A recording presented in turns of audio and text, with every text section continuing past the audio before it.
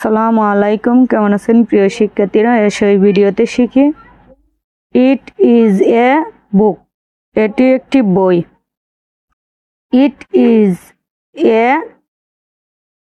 Bag, এটি একটি bag বা তলে। ইট ইজ এ পেন, এটি একটি কলম। ইট ইজ এ পেন্সিল, এটি একটি পেন্সিল।